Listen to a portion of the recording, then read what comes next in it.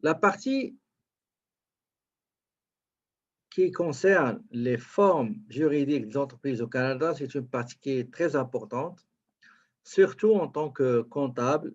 Vous allez recevoir des clients qui veulent créer des entreprises.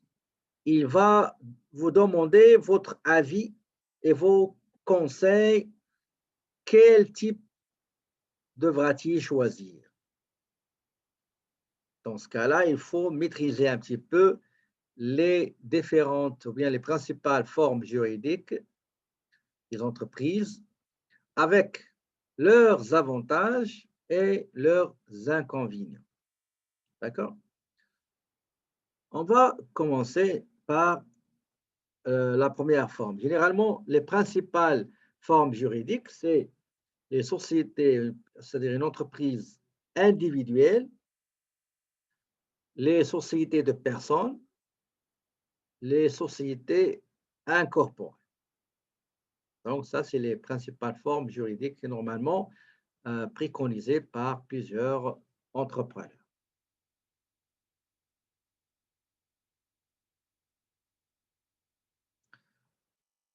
Entreprise individuelle ou personne physique.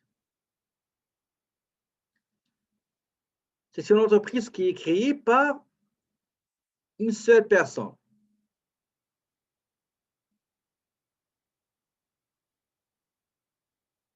D'accord? C'est une société qui est créée par une seule personne.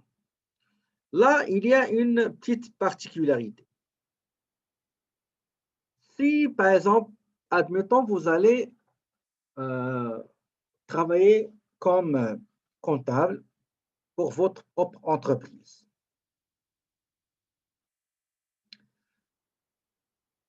Il faut travailler sous un nom commercial, dénomination commerciale. OK? Là, on a deux cas. Donc, la loi sur la création d'entreprise, qu'est-ce qu'elle dit? Si vous allez, par exemple, je vais ouvrir un bureau de comptabilité, je vais travailler sous le nom de, par exemple, AOB Pro Compta. AOB Pro Compta. Compta. Donc, c'est un nom commercial. D'accord?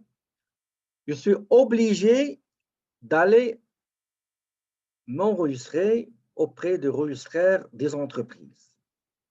Le registraire des entreprises, c'est un organisme étatique, gouvernemental,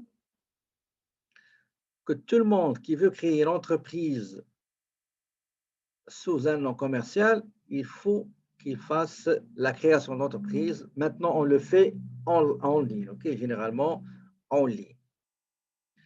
L'entreprise individuelle qui va porter le nom de AOB Pro Compta, c'est quoi les procédures?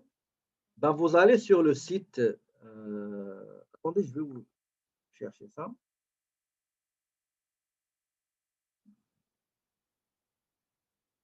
Pardon.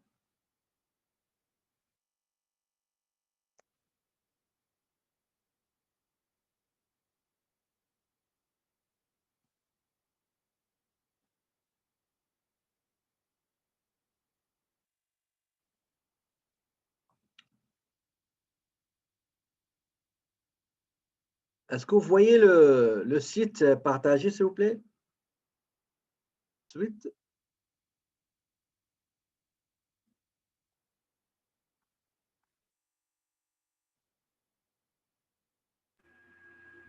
Oui, Oui, merci. Si j'ai bien compris, vous avez dit que toute personne qui veut ouvrir une entreprise, il faut qu'il s'enregistre dans le registraire, à condition que ça ne soit pas une personne avec son nom propre, c'est-à-dire son nom personnel, mais s'il y a une raison sociale, c'est-à-dire il a nommé son entreprise, il faudrait qu'il soit inscrit. oui, s'il va utiliser un nom commercial, il faut qu'il soit enregistré. OK. Ma question pour un travailleur autonome, est-ce qu'il doit s'enregistrer? Ben, toute personne qui travaille pour son compte pour une entreprise individuelle, il est travailleur autonome. Ah, d'accord. OK. D'accord?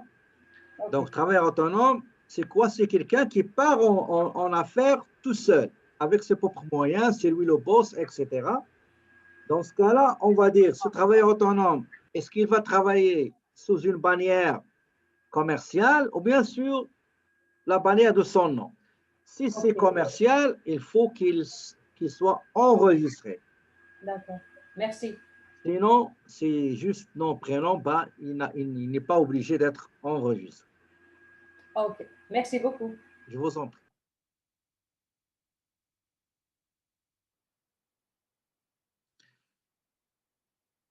Donc, voilà. Donc, une fois vous aurez le clic Secure, vous allez cliquer sur Accès ici. Et on va vous demander, vous voyez ici, Clic Secure Express.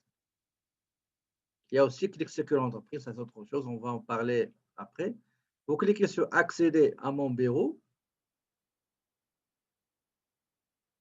Okay, et après, vous allez entrer votre numéro d'entreprise du Québec, le NEC, et le mot de passe. D'accord? Ça, je vous ai montré comment on crée une entreprise. Maintenant, on va revenir à notre fichier, notre chapitre. Donc, une entreprise individuelle, comme j'ai dit, c'est quelqu'un qui va créer une entreprise. C'est lui le patron, c'est lui le propriétaire. Et il y a des gens qui aiment faire des affaires tout seuls, mais il y a des avantages et des inconvénients. D'accord? On va en parler de ça tout à l'heure. Donc, j'ai dit, une fois l'entreprise a été créée, si vous avez travaillé sous une dénomination commerciale, par exemple AOB Compta Expert, vous aurez, il faut ajouter ENR point. ENR point. Ça veut dire enregistrer. Quand vous voyez ENR point, ça veut dire que cette entreprise-là, c'est une entreprise qui est enregistrée. D'accord? Il fait partie de type forme entreprise individuelle. D'accord? Il est tout seul parce qu'il y a une autre forme entreprise de personnes. Okay? Il y a 2 minimum et ainsi de suite. Autre chose, juste qu'il y a une relation avec ça, quand vous créez une entreprise, en ce qui concerne la TPS et la TVQ, ça on va en parler de ça amplement dans un autre chapitre. Si vous estimez que votre chiffre d'affaires annuel, il va dépasser 30 000 $, ben vous êtes obligé, même si vous portez le nom, vous faites vos affaires sous votre nom de famille et prénom, vous êtes obligé d'avoir les numéros TPS et TVQ. Vous êtes obligé de vous inscrire dans les taxes. Pourquoi? Parce que la loi, elle est comme ça. Il dit que si quelqu'un estime que son chiffre d'affaires va dépasser 30 000, il faut qu'il soit inscrit dans les taxes. Si c'est moins de 30 000, vous êtes considéré comme un petit fournisseur et vous avez le choix. Si vous désirez vous inscrire, c'est correct, sinon, c'est correct. Donc, travailleur autonome, c'est la même chose que travailleur indépendant, entreprise individuelle. En anglais, on les appelle self-employed. D'accord? Maintenant, on va aller voir les avantages et les inconvénients. Est-ce qu'il y a des questions, s'il vous plaît, à propos? Maintenant, nous allons parler un petit peu des avantages et des inconvénients de cette entreprise individuelle. Vous savez, si par exemple, vous avez pris un prêt de la banque, un financement de la banque, et vous n'avez pas pu le rembourser. La banque, qu'est-ce qu'il va faire? Ben, il va chercher une décision judiciaire le tribunal pour saisir, pour faire le saisie, pour saisir vos biens personnels et aussi le bien de l'entreprise. Donc, votre responsabilité, elle est illimitée. On dit ça, responsabilité illimitée. Donc, la banque, qu'est-ce qu'elle va faire? Il va prendre tout ce que vous allez posséder, tout ce que vous possédez, sauf votre femme et vos enfants.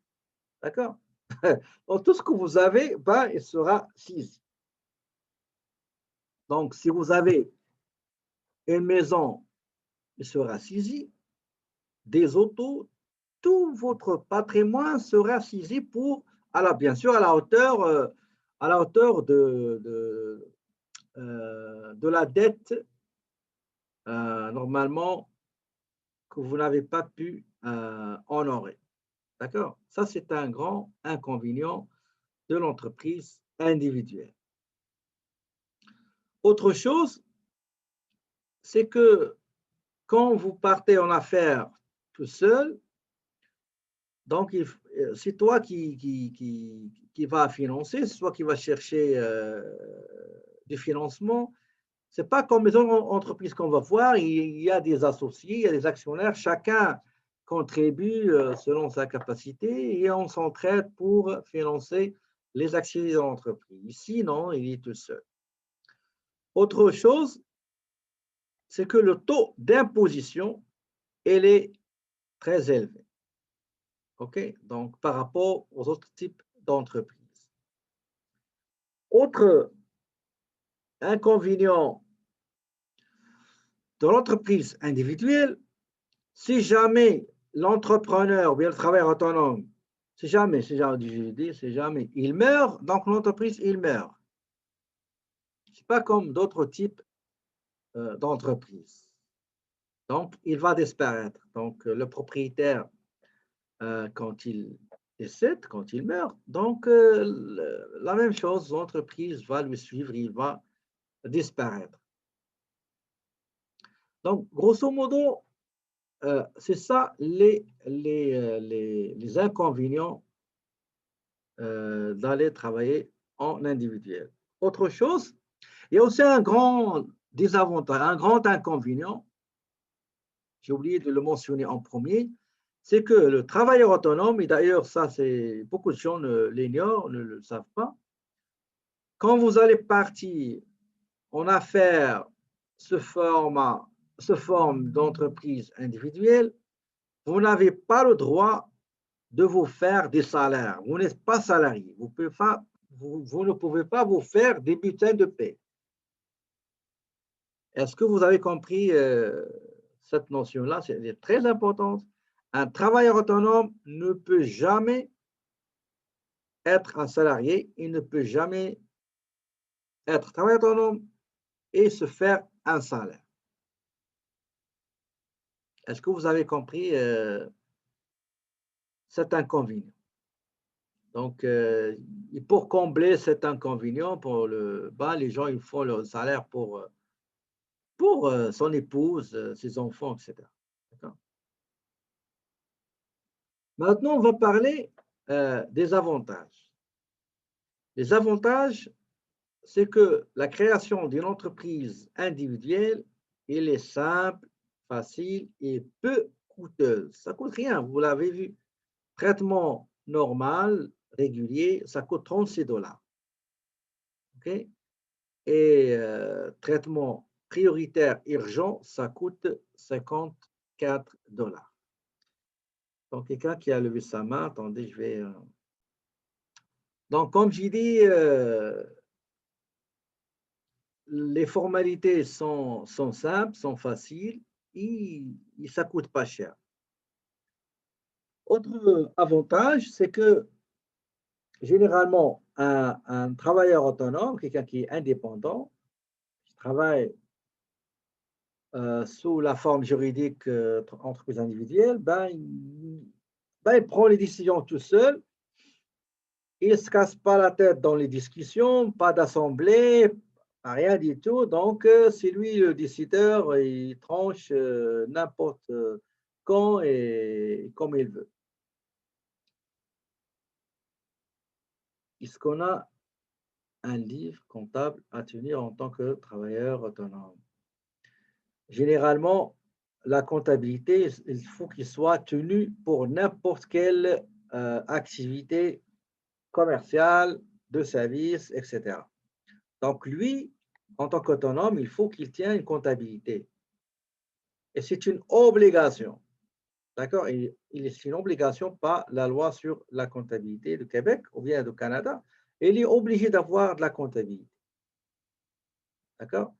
C'est ça. Et on va en parler quand on va arriver dans le cours, si jamais vous aurez le cours avec moi de Sage logiciel. On va voir des cas des travailleurs autonomes, comment ils tiennent leur comptabilité pour pouvoir à la fin faire les déclarations de revenus pour particuliers. Donc,